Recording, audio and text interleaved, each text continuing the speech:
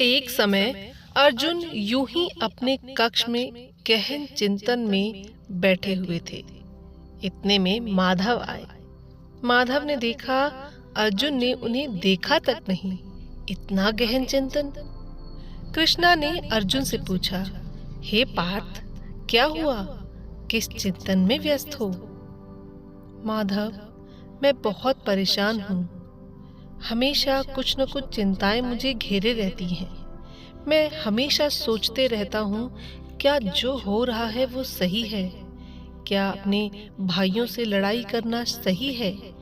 क्या भूमि के लिए, क्या राज्य के लिए लड़ाइयाँ सही है?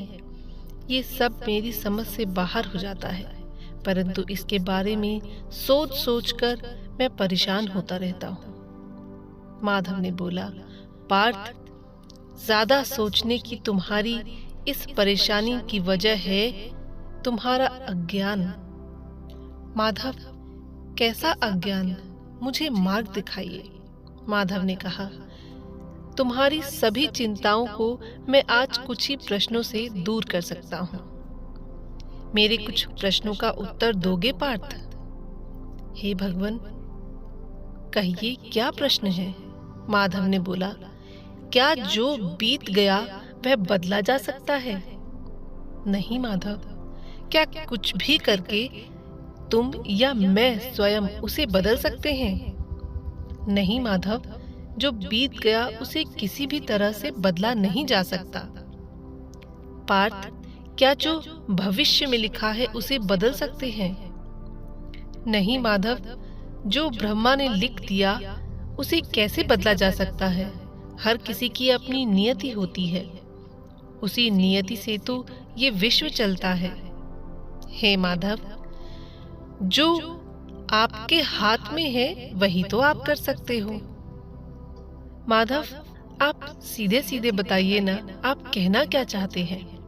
हे पार्थ, इस दुनिया में कुछ भी मेरी मर्जी के बिना नहीं होता, इसे मानते हो?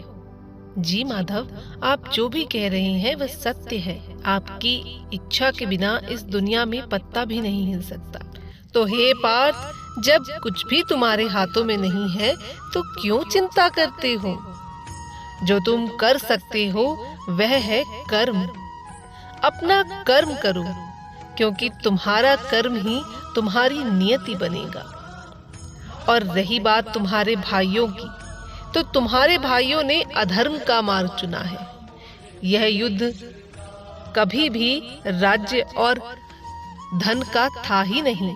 यह युद्ध अधर्म और धर्म के मध्य है।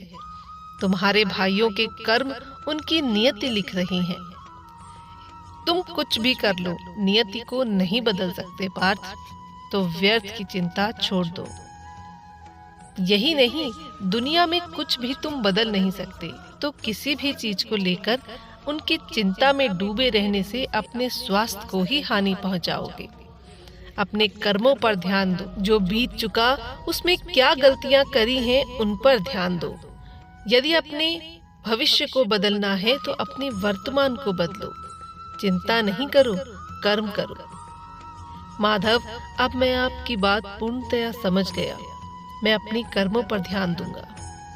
पार्थ, इस दुनिया में कुछ भी तुम्हारे हाथ में नहीं है। अच्छे कर्म करो, और अच्छे कर्म करने से ही नियति को बदला जा सकता है। माधव, आपने मेरा मार्गदर्शित किया, इसके लिए बहुत बहुत धन्यवाद।